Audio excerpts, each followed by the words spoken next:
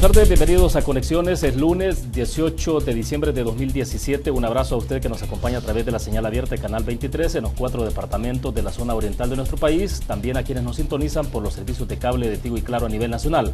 Como siempre, usted nos encuentra en transmisión simultánea a través de las plataformas digitales en el fanpage TVO Canal 23, en el de este servidor, y en el Periscope a través de Twitter. Estamos transmitiendo en vivo.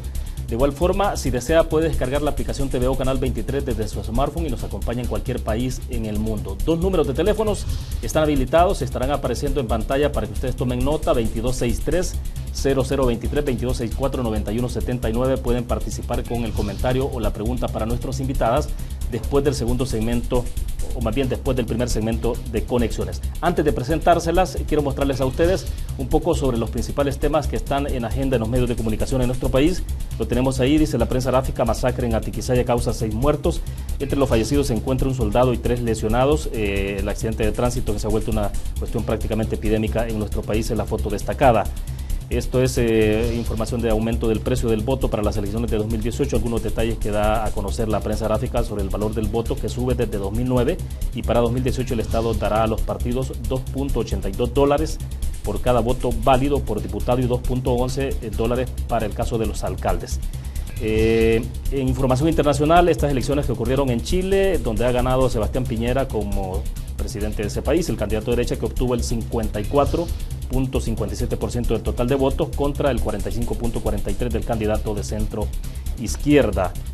Más niños intentaron mirar a Estados Unidos solos y sin papeles. Este tema es interesante a propósito de que hoy se está de alguna forma, bueno, más bien es una conmemoración del Día Internacional del Migrante, porque esto no es una celebración, sino una conmemoración a raíz de todo lo que sufre la crisis que genera para las familias, para la sociedad en cualquier país en el mundo, el tema de la migración forzada y en otras circunstancias por la situación económica o de violencia. Donald Trump dice que sobre la lotería de divisas son los peores de los peores.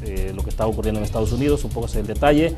Este es un comunicado de diferentes organizaciones norteamericanas como Carecen y otras más que están ahí, donde hablan sobre la solidaridad justamente a los familiares de las personas beneficiarias de TPS y al pueblo de El Salvador en el marco del Día Internacional del Migrante de la Organización de Naciones Unidas.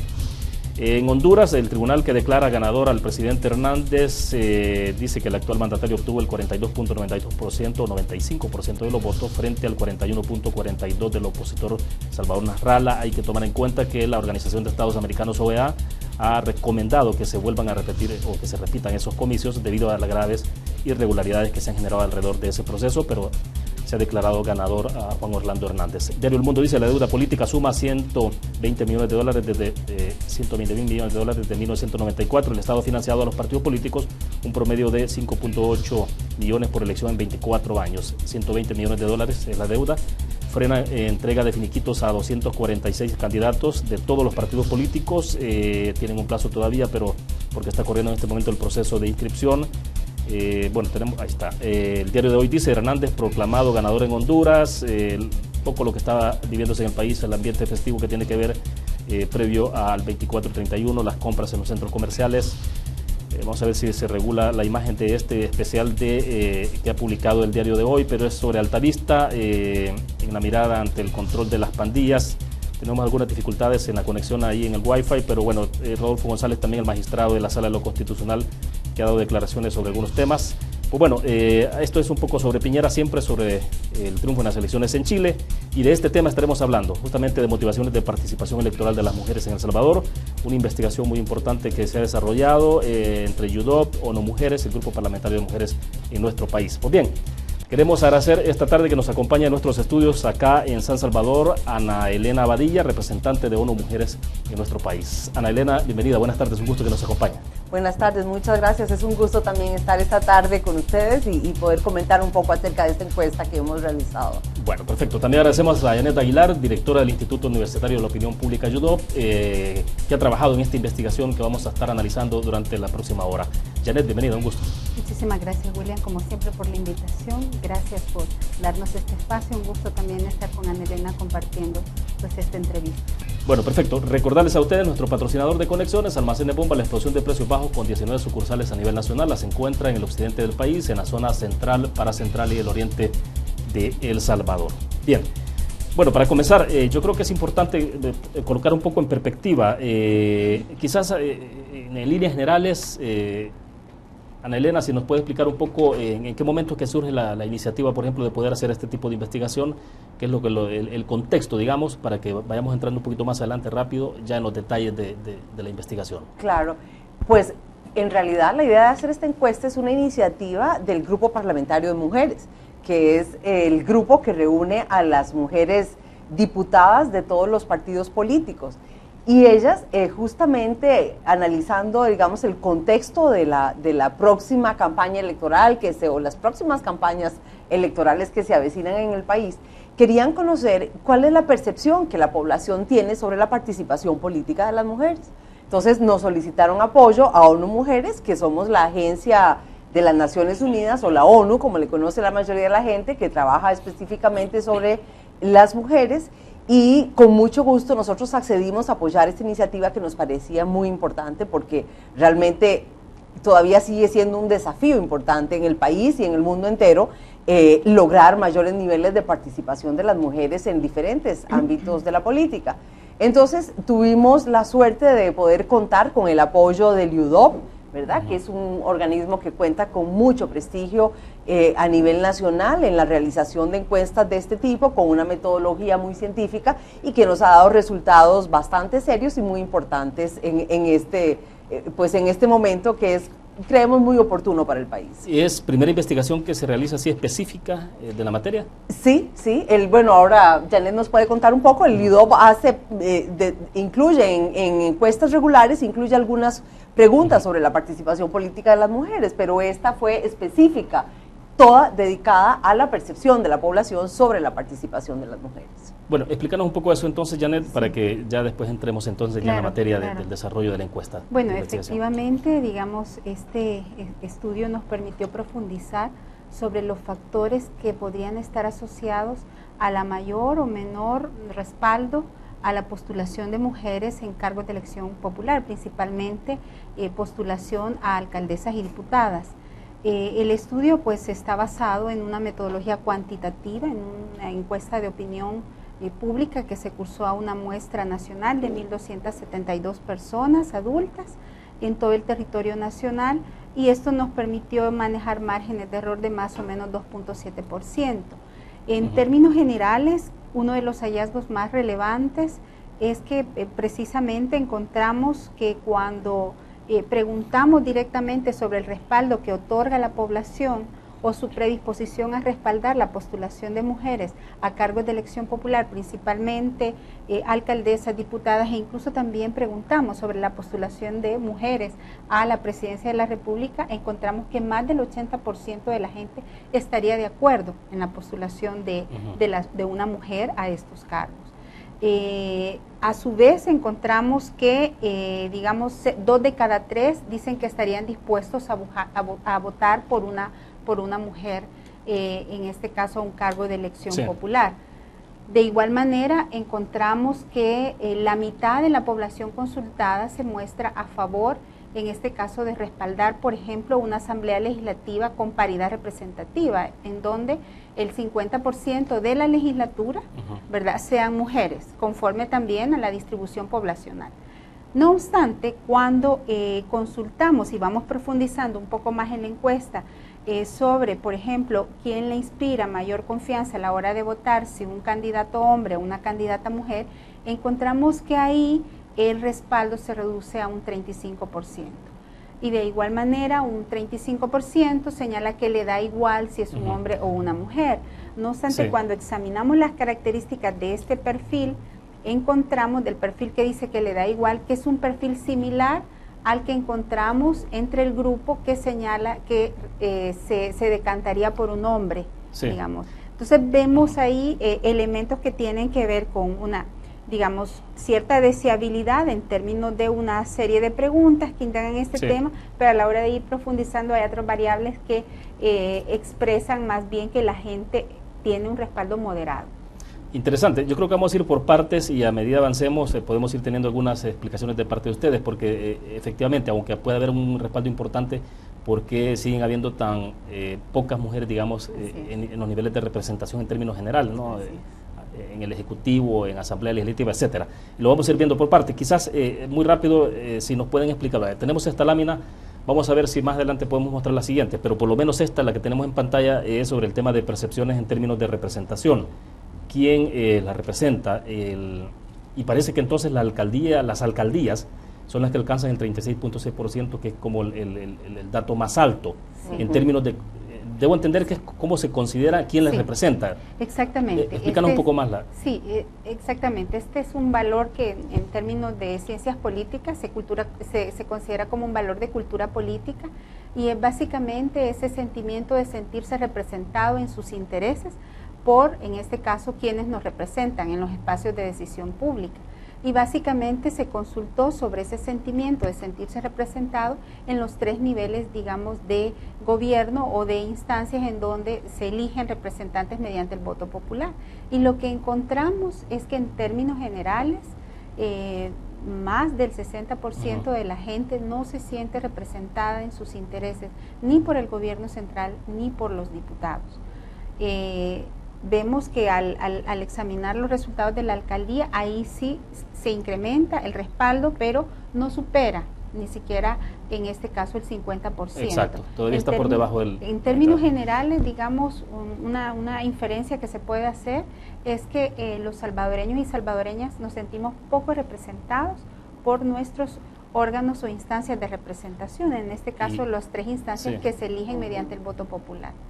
Ana Elena, y esto tendrá que ver un poco con el hecho de que son las alcaldías las que tienen más contacto directo con las comunidades, digamos, en cualquier crisis, medio ambiente, un incendio, lo que sea, el referente más inmediato que tiene una comunidad es el alcalde. ¿Será claro por esto pero bueno, el Ejecutivo el gobierno tiene muchas posibilidades de tener esa conexión también directa con la población, ¿no? Claro, pero no estoy haciendo a un lado el gobierno, sino queriendo decir de que cómo se puede explicar ese tipo de... Sí, yo creo que usted tiene razón en esa hipótesis. En realidad la gente ve más cercano al alcalde, ¿verdad? En las comunidades la gente siente la mayor cercanía a la autoridad local, que es el que tiene mayor presencia en el territorio, ¿verdad? Y sin embargo, desde el punto de vista digamos, de la participación de las mujeres, lo curioso es que únicamente el 10% de las personas que ocupan una alcaldía en el país actualmente son mujeres. O sea, el porcentaje de mujeres alcaldesas es muy bajo.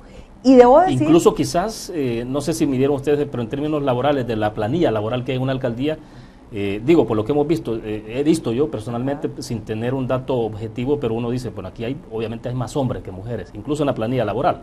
No sé, quizá ahora Janet nos puede explicar, pero digamos, en general, el sector público generalmente es un alto empleador de mujeres, ¿verdad? Digamos, en general, no sé, por eso digo, Janet verá los datos específicos, pero en términos generales también en otros países el sector público da empleo a mujeres, pero normalmente en cargos muy bajos, ¿verdad? En puestos administrativos, poco remunerados, con bajo nivel de decisión, ¿verdad?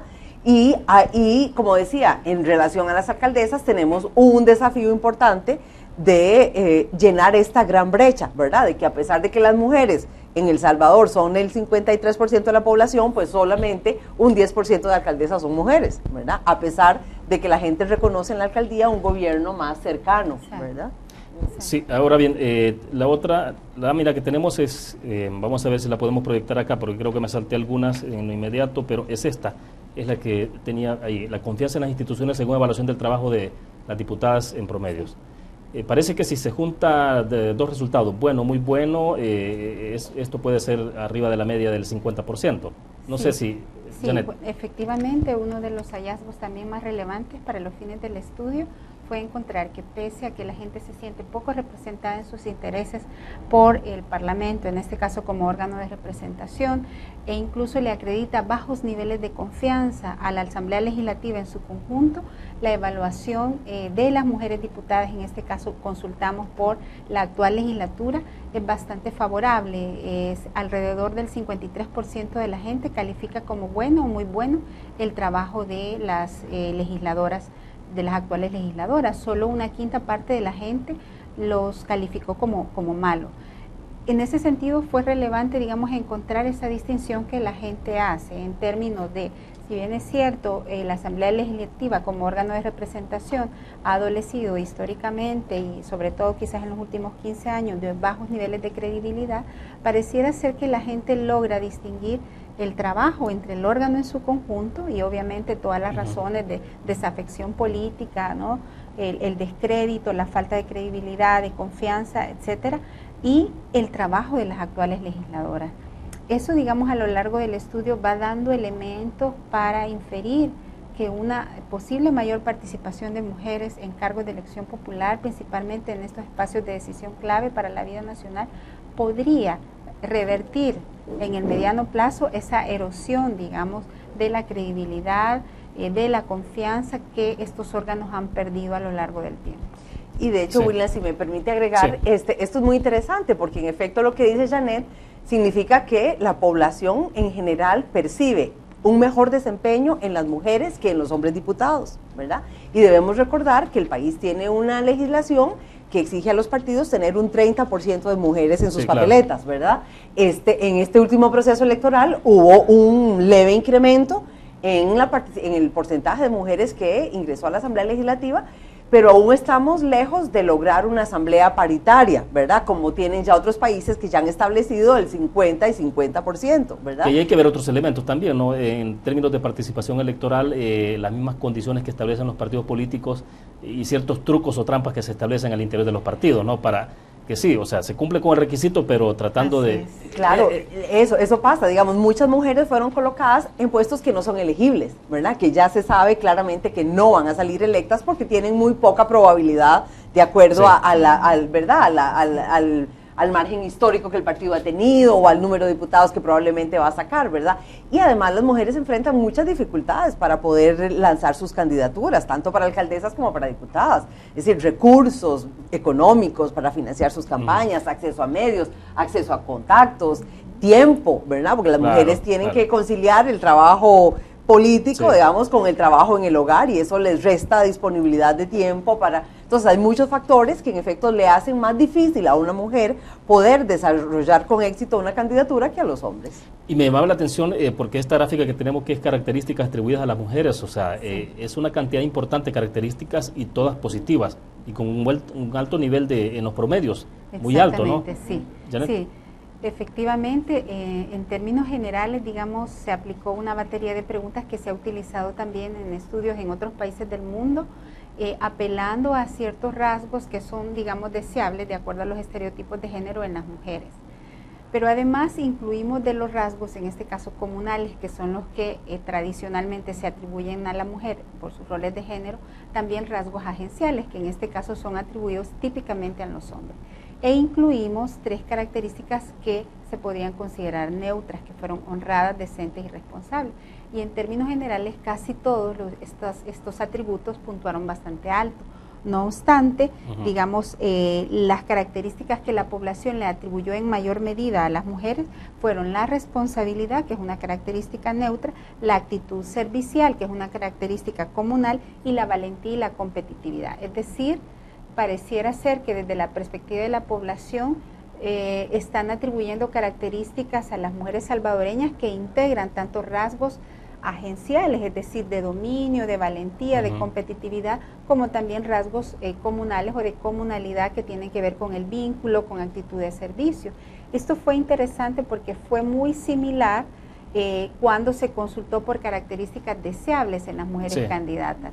Pareciera ser que nuevamente... Porque, perdón, un paréntesis, porque de esto estamos hablando en términos generales. Esto estamos hablando de las mujeres en general. En este caso, lo que se midió fueron categorías de estereotipos de género, qué tanto la gente está respaldando estos estereotipos de género o atribuye estos estereotipos de género a las mujeres. Entonces, cuando se consulta por las mujeres candidatas, ahí vemos que las que puntuaron más altas fueron precisamente las agenciales, es decir, de dominio, pero también encontramos que características de servicio, como por ejemplo ser, en este caso, serviciales, leales y otras neutrales como responsabilidad, honradez, puntuaron bastante alto, lo que indica que la población en términos generales busca dentro de sus liderazgos políticos, en este caso dentro de sus lideresas políticas, rasgos que más integrales, de una mujer que integre, digamos, distintos atributos. Eso fue interesante porque se opone al estereotipo tradicional que se asigna o se atribuye a un hombre político, ¿no? En este caso se busca que las mujeres, a diferencia de ese imaginario de dominio, de control, integren también características que sean de vínculo, características que sean de lealtad, que son a veces como la antítesis de las características que vemos en nuestros políticos, es decir, mujeres integrales, pero que además se opongan a esas características tradicionales, que busquen, por ejemplo, el diálogo, la concertación, mujeres que favorezcan la unidad, que es un poco lo que nos ha hecho falta en el país. Ahora, uno pensaría que entonces en la sociedad hay un alto nivel de expectativas sobre lo que hace o lo que puede hacer una mujer ya en la parte estrictamente política. Digo, porque es el endoso de altos niveles de atributos que se le están poniendo a las mujeres en general. Claro, y es interesante porque del estudio salen algunas contradicciones. Digamos, hay un sector de la población que todavía sigue creyendo que la política es asunto de hombres, ¿verdad? Y que no ven a las mujeres ahí. Sin embargo, cuando vemos una como esta lámina, por ejemplo, que demuestra todas estas cualidades muy positivas que la población le atribuye a las mujeres, ¿verdad? Y luego también hay una intención de voto y la población dice que sí estaría dispuesta, ¿verdad? En altos porcentajes, casi 80%, digamos, alrededor de un 80% de la población entrevistada opinó que estaría dispuesta a votar por una mujer para diputada o para alcaldesa o para presidenta incluso, ¿verdad?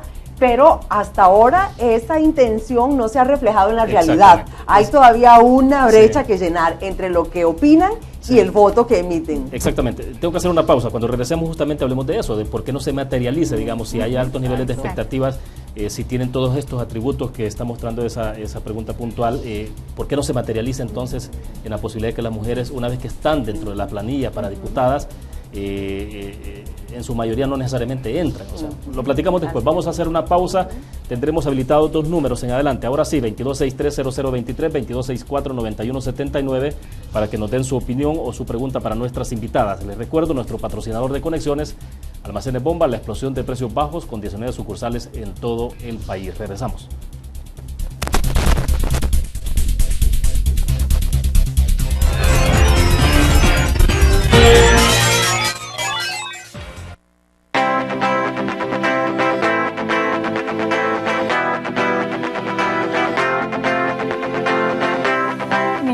Mari Portillo, pertenezco al Team Aves. Comencé hace 3 años porque quería cambiar mi estilo de vida. Yo invito a todas las personas que no practican deporte a que se animen a correr. Muevan los brazos, muevan los brazos, muevan los brazos. Para mí ha sido una experiencia muy bonita pertenecer a este team que nos motiva a ser cada día mejores atletas, mejores personas, a tener un estilo de vida diferente. A pesar de que tengo poco tiempo de haber comenzado, he podido sobresalir en algunas carreras, gracias a Aves, al apoyo que nos dan, nos brindan nutrición. Para mí, correr ha sido cambiarme la vida, porque uno se siente más vivo, más motivado, y la verdad es una experiencia muy bonita. Yo invito a todas las personas que no practican deporte a que lo hagan y van a ver la diferencia.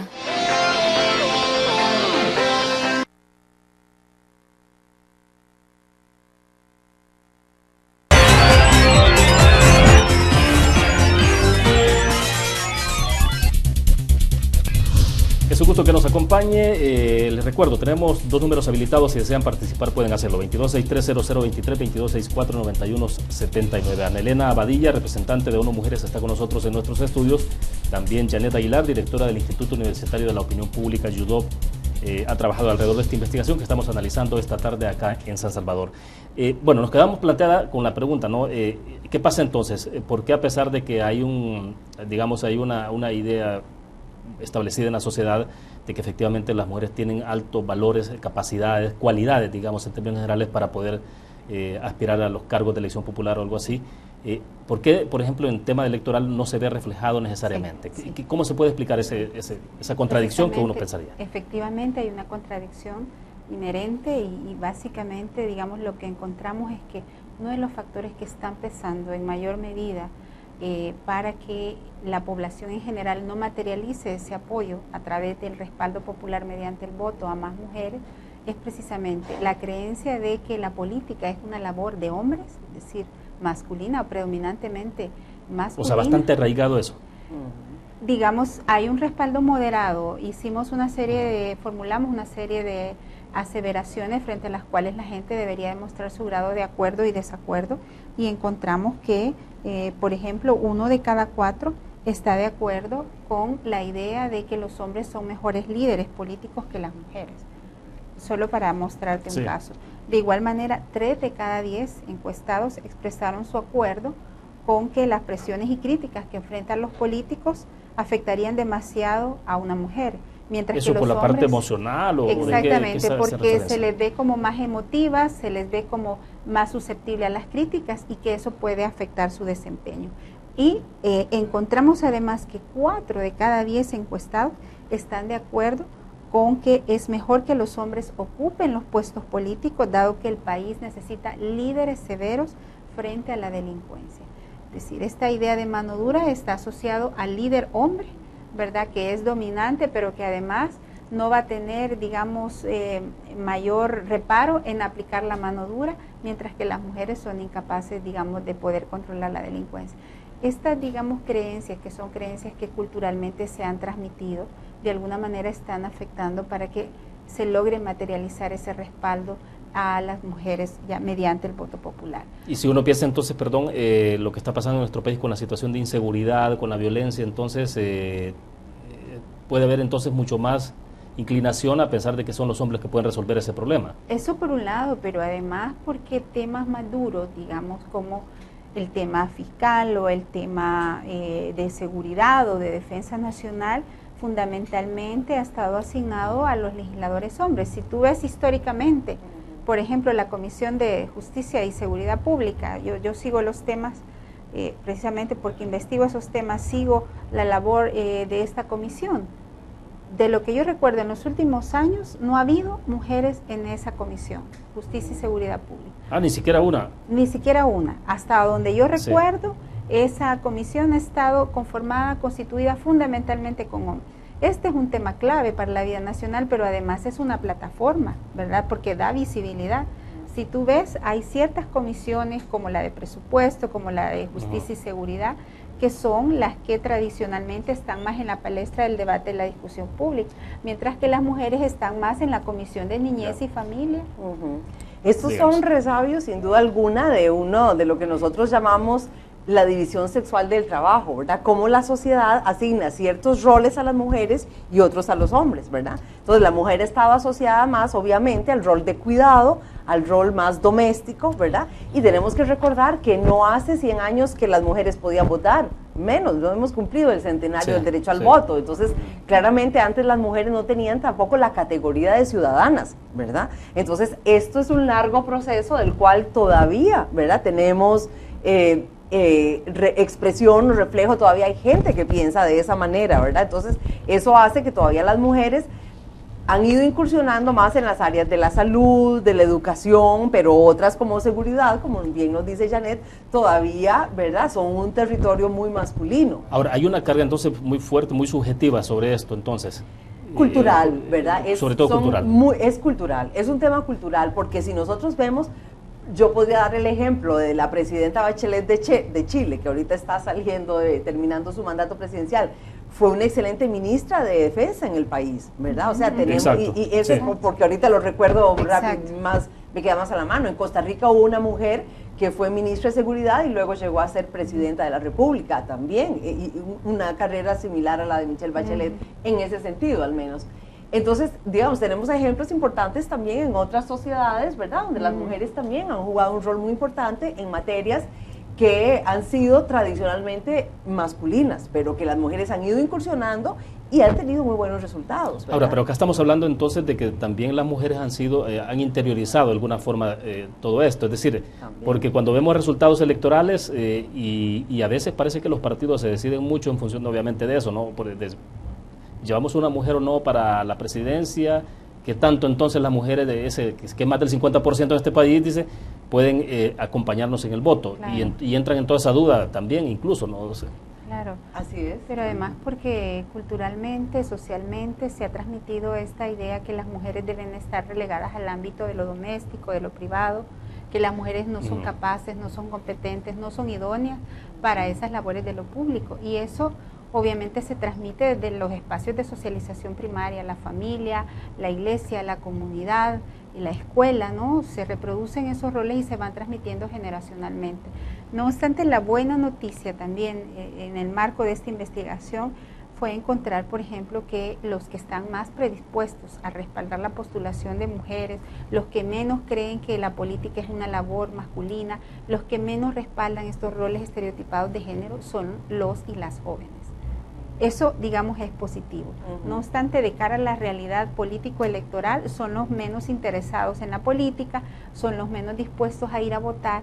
Entonces, ahí hay un desafío en términos, digamos, de lograr incentivar este grupo que de alguna manera, pues obviamente, digamos, rompe esa brecha generacional y obviamente muestra una actitud política o de valores de cultura política distintos, sobre todo en contraste con las personas mayores de 56 años, que son el grupo como más duro, más opuesto a esta posibilidad de que las mujeres participen en política, e incluso son los que muestran... Janet, cuando ves el rango de edades, a medida se va, digamos, a medida que son más jóvenes, digamos, hay un cambio, hay un cambio de actitud, porque no sé si has logrado, por ejemplo, ustedes han logrado hacer, si esto puede tener un comparativo o esta encuesta va a ser la primera, podemos esperar una, no sé, la vuelta de 2, 3 años, como para tener un marco de referencia de un punto de partida, digamos. Sí, fíjate que hemos hecho encuestas desde el 2003 midiendo temas de actitudes hacia la participación política de las mujeres y en términos generales, digamos, se mantiene esta tendencia. El grupo de 41, de 26 a 41 tiende a respaldar, pero de manera más moderada. No obstante, el grupo que incluso muestra mayores niveles de rechazo es el de 56 años en adelante. Obviamente ahí hay una brecha generacional. Sin duda hay que seguir profundizando a través de estos estudios en estos valores que generacionalmente también marcan la diferencia en términos de las actitudes políticas. Pero también, William, yo me quisiera referir a los obstáculos, a las barreras que las mujeres que llegan a este ámbito de la política enfrentan a nivel de sus propios institutos políticos. Hay una configuración androcéntrica, así se han concebido, ¿no? Y esto se replica al interior de estas entidades, ¿no? Ves cómo las cúpulas de los partidos están predominantemente controlados, dirigidos por hombres, ¿no?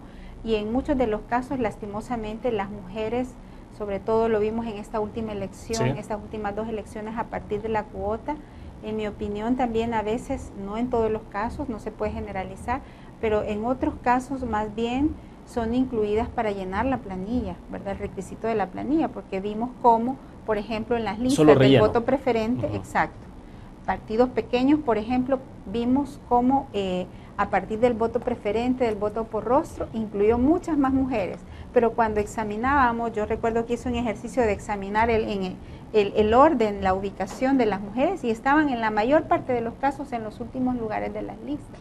Y de igual manera, digamos, muchas de estas mujeres lograron el respaldo, lograron llegar, pero otras fueron asignadas, en el caso, por ejemplo, tanto de diputadas como en el caso de la elección municipal, como suplentes, como regidoras suplentes o como alcaldesas suplentes. Tú ves el listado, por ejemplo, de suplentes, la mayoría son mujeres. Entonces, obviamente también hay un desafío en términos de trabajar a nivel de las entidades, de los institutos políticos, en cambiar esta cultura, en abrir esos espacios de configuración, en romper estas barreras que impiden a las mujeres. Decía yo en algunas de las entrevistas, bueno, qué bueno que ahora se tiene esa cuota, pero estas mujeres tienen capacidad de influir en sus cúpulas partidarias, tienen voz y voto, son escuchadas, ¿verdad? O están ahí porque pensaba también, Janet, perdón, y ustedes nos dirán, es en el perfil incluso de las mujeres que están optando al cargo o que los partidos quieren que lleguen a esos cargos. ¿Han hecho un análisis ustedes ya en términos de resultados de eficiencia y todo eso, digamos? No. ¿Es posible saber como para decir, bueno, también puede haber un tipo de maniobra en ese sentido, ¿no? A lo que me refiero es, para ser más claro, quizás es a la posibilidad de que pueda haber una maniobra, incluso entre los partidos, de decir, Sí. bueno, no necesariamente pongamos a las mujeres más inteligentes, más brillantes, porque entonces nos van a opacar. ¿Me Sí, explico? No sé o, si... o más independientes, más O más, autónomas, con más exactamente. criterio, Ujú. ¿verdad? Eso, como dice Janet, no está tan documentado, pero es probable que pase también, es probable que pase, ¿verdad? Y en algunos casos, incluso en otros países ha pasado en muchos casos, que los hombres quieren perpetuar de alguna manera en el poder, colocando a sus esposas en candidaturas, ¿verdad? Eso también pasa, ¿verdad? Ahora, Sí. tampoco podemos descartar Y ya no es sobre la base de capacidades, no, sino por el parentesco, nada más. Es el parentesco, ¿verdad? Entonces, eso también ocurre a veces. Hay muchas mujeres que igual ellas han estado al lado de su marido participando activamente en la política, entonces ellas optan a una candidatura por su propia decisión. Pero en otros casos también ha pasado eso, ¿verdad? Que él espera que sea, ¿verdad?, su esposa para, de alguna manera, seguir teniendo influencia. Yo creo que, como decíamos, esto es cultural, ha ido cambiando, pero todavía hay que hacer acciones en muchos ámbitos diferentes. Uno es el que ya claramente Janet dijo, trabajar con los partidos políticos para que realmente creen mecanismos que posibiliten a las mujeres llegar a ser electas. Otro, como usted decía, es también con las mismas mujeres, ¿verdad? Trabajando con ellas, ¿verdad? Fortaleciendo sus capacidades, dotándolas de más herramientas, de instrumentos para ellas poder desempeñar mejor los cargos una vez que son electas. Las mujeres, por ejemplo, tienen que conocer de presupuestos públicos. Ese es un tema que también antes estaba reservado mucho a los hombres. Hoy, en la Comisión de Asuntos Hacendarios en la Asamblea Legislativa, tenemos mujeres bastante capaces y que están trabajando muy fuertemente en el tema en materia fiscal, el tema de presupuesto y demás. Entonces, vemos que se va rompiendo poco a poco, ¿verdad? Pero también necesitamos otros arreglos sociales. Como yo decía, uno de los requisitos que las mujeres tienen para poder desempeñarse en un cargo, bueno, todas las personas, mujeres y hombres, es tiempo. Y para eso deben liberar también el trabajo doméstico. O sea, hay varios ámbitos en los que trabajar. La interrumpo porque tenemos a un televidente o televidente, no sé, que está con nosotros en la línea. La recomendación, bájele volumen al televisor para que le escuchemos de mejor manera. Buenas tardes, ¿de dónde nos llama? Buenas tardes, le hablo de San Salvador. El programa está sumamente interesante, ¿verdad? Porque creo que la participación de las mujeres es muy importante en nuestro país. Comparto mucho lo que sus panelistas están expresando esta tarde, pero sí difiero en el tema de que no es una brecha generacional, quizás por las edades, que las mujeres de 40 o 50, 55, 60, pues no crean la postulación de las mujeres que están presidiendo ahora en el país, sino que tal vez es por todos los síntomas que se han venido dando de ciertos partidos políticos, por no mencionarlo, que cuál es la tendencia. No tenemos que perder nosotros como mujeres nuestra fineza, nuestro realmente ser mujeres, ser madres. Yo creo que hay partidos políticos que tienen mujeres y se inclinan más al deterioro de la parte femenina, del rol que nosotros podemos poner en un instituto político en nuestro país, ¿verdad? Y no inclinando a la degeneración misma de la sociedad. Yo respeto la igualdad de género, respeto todo lo que brindan, pero no comparto de que hay institutos políticos y hay diputadas, mujeres, que ya van inclinándose al género, y creo que eso es lo que a nosotras las mujeres, ¿verdad?, no a la mayoría de la población salvadoreña mujer no compartimos. Esa es mi opinión, les agradezco, las felicito por impulsar, ¿verdad?, este programa que sea para mujeres. Creo que tenemos que estar informados. Muchas gracias, buenas noches. Bueno, perfecto, gracias por la participación. A ver, me gustaría escuchar la opinión de ustedes, o porque parece que vamos a hacer una pausa comercial. Hacemos la última pausa y regresamos después de esto entonces. Volvemos.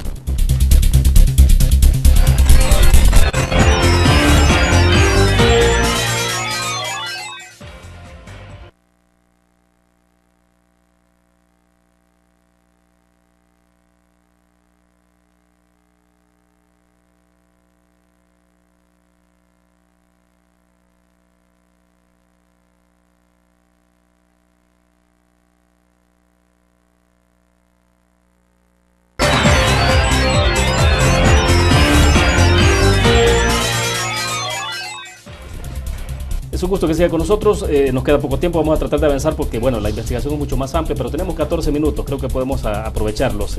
A ver, sí, creo que había alguna respuesta por la llamada de la televidente de hace algunos minutos y luego pasamos entonces ya a los otros temas que tenemos en agenda. No sé quién. Sí, quizás Janet para aclarar lo de las edades. Sí. Pues nada, agradecemos los comentarios tan interesantes de nuestra amiga oyente, pero aclararle que la encuesta fue aplicada a una muestra nacional en donde se incluyó representatividad de hombres y mujeres de acuerdo a Digesti, ¿no? En este caso, alrededor del 53% son mujeres y el restante fueron hombres. En este caso fue interesante porque en realidad la brecha generacional se marca sobre todo en términos de los hombres adultos, mayores de 56 años. En la mayoría de ítems donde se midió el respaldo a la postulación de mujeres, son las mujeres las que muestran mayor disposición a respaldar mucho más que los hombres. Pero en este caso, cuando hablo de jóvenes indistintamente, hombres y mujeres, digamos en el rango etario de 18 a 25 años son los más dispuestos a apoyar la participación de mujeres en la política. Y el otro aspecto que ella mencionaba era el tema, digamos, yo creo que en realidad las mujeres tienen más posibilidades de llegar a cargos elegibles en la medida en que logren resolver las otras responsabilidades que tienen, ¿verdad? Los hijos, por ejemplo, si cuentan con apoyo familiar o apoyo de una trabajadora doméstica que le ayude al cuidado de los hijos, ella va a poder, ¿verdad?, involucrarse más en la actividad política. O si cuenta con el apoyo de su marido o compañero, en caso de que tenga un marido o compañero, eso le va a facilitar a ella también poder estar en la actividad política. Perdón, ¿verdad? ustedes dos son madres. Sí. Ese es el tema no interesante porque cómo les toca desenvolverse, cómo poder actuar, cómo ser profesionales y ser madres a la vez. Claro, y lo otro es que normalmente entonces las mujeres también pueden más acceder a las actividades públicas cuando ya tienen sus hijos en cierta edad, cuando ya han pasado lo que llamamos la época reproductiva, ¿verdad? Sí. Que ya los hijos son adolescentes o ya son grandes, están en el colegio, la universidad, porque entre más pequeños están, y la responsabilidad doméstica es más fuerte para la mujer y como decía, si no cuenta con un apoyo, es difícil que ella pueda lidiar con las dos cosas a la vez. Por eso es que cuando decíamos, los cambios requieren mayor involucramiento de los hombres, por un lado, ¿verdad?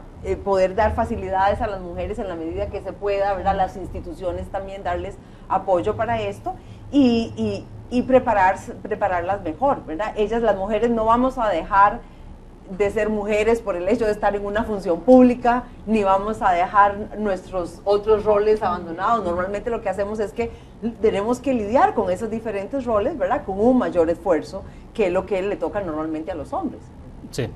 A ver, lo que tengo acá proyectado de la Asamblea Legislativa, por ejemplo, más conveniente para el país en porcentajes, igual representación es el indicador más alto, digamos. Sí, en este caso estamos hablando de un indicador de lo que se denomina democracia paritaria, es decir, igual representación de hombres y mujeres en espacios de decisión o en este caso en los órganos de representación. Aquí está referido principalmente a la Asamblea Legislativa, que es de alguna manera una aspiración, ¿verdad?, en el corto plazo a la que se busca llegar, una asamblea paritaria en donde el 50% de las legisladoras sean mujeres y el restante hombres.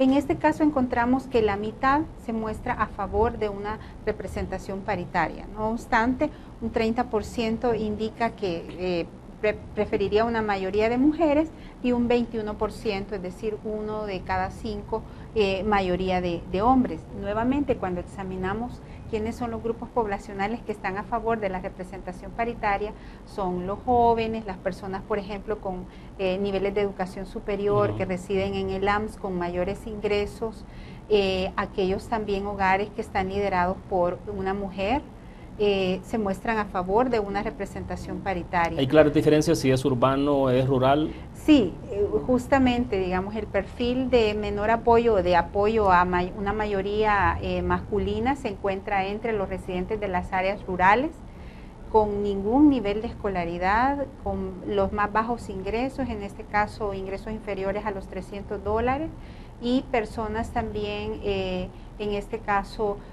cuyos hogares que proceden de hogares liderados por hombres o donde el jefe del hogar es hombre. Adicionalmente hay un elemento interesante que tiene que ver también con los valores de cultura política.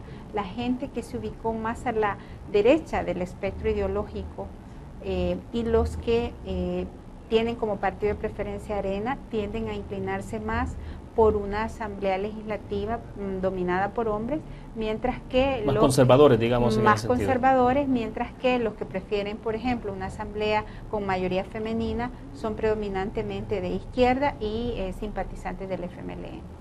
Mientras que los que respaldan también una asamblea paritaria son los del centro, y eso fue interesante porque el centro es la mayoría. Los que se ubican en el centro históricamente en las encuestas es, digamos, alrededor de un 40%.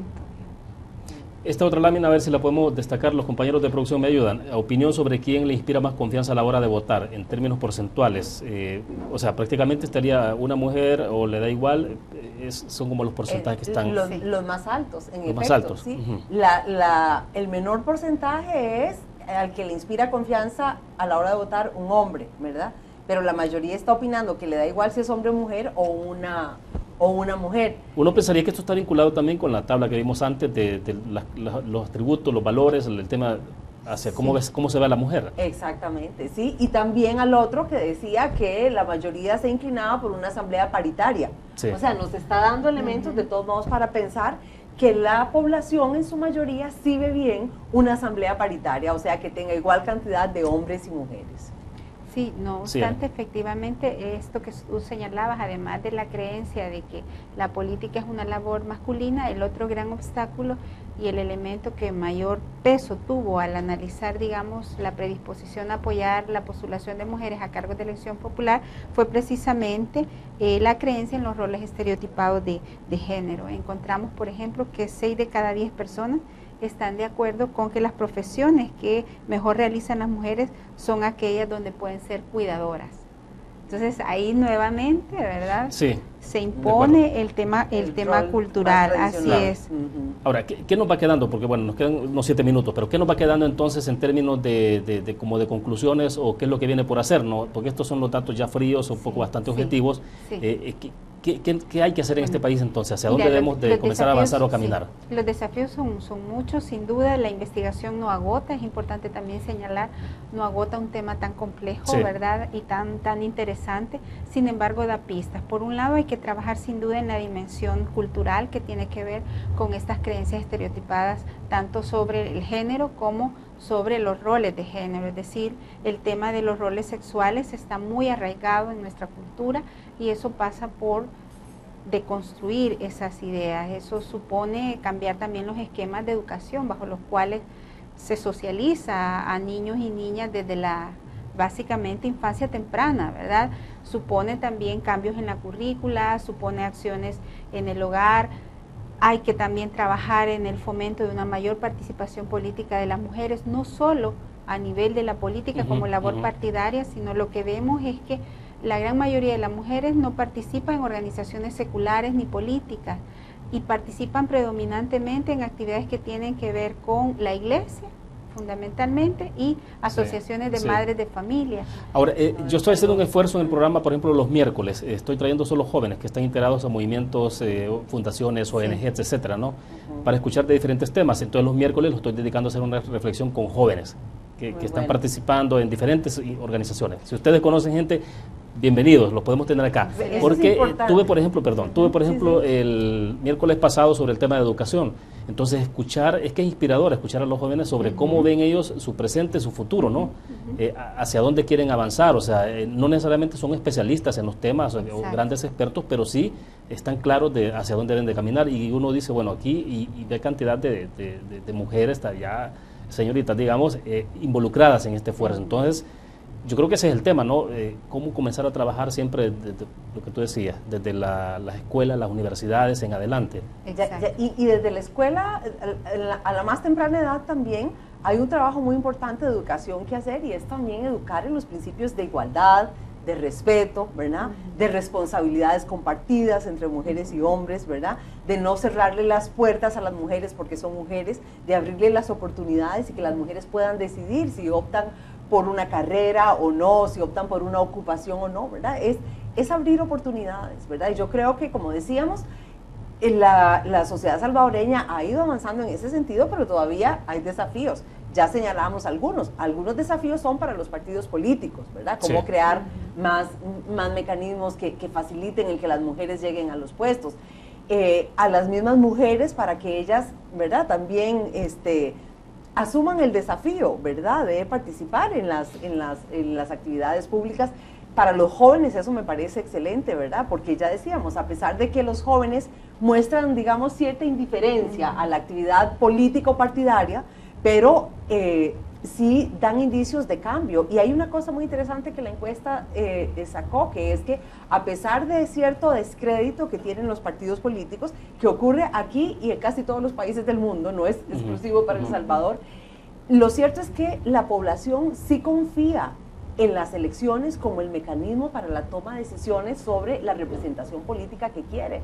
O sea, esto es muy importante para un país que vivió la guerra hace 30 años, ¿verdad? El que todavía hoy la población siga reafirmando que cree en los procesos electorales, me parece que es muy importante, porque este es el mecanismo también para consolidar la democracia en el país. Sí, porque hay que cuidar ese activo, ¿no? Hay que cuidarlo, digo, lo que está pasando en Honduras, Venezuela, en otros países, hay que cuidarlo. Ya no es un asunto de derecha e izquierda, ya uno dice... Pero para fortalecer esa democracia, que probablemente la mayoría del país, a la cual aspira la mayoría de la población salvadoreña, hay que fortalecerla de muchas maneras, y una de esas es también fortaleciendo la participación equitativa de mujeres y hombres, ¿verdad? O sea, no podemos decir que tenemos una democracia plena si no tenemos a las mujeres también participando en la toma de decisiones de una sociedad y en el diseño de la sociedad que queremos construir. Entonces, ahí hay un desafío que todas y todos tenemos que contribuir a llenar. Y a veces hay que tocar la puerta y a veces hay que empujar un poquito, ¿no?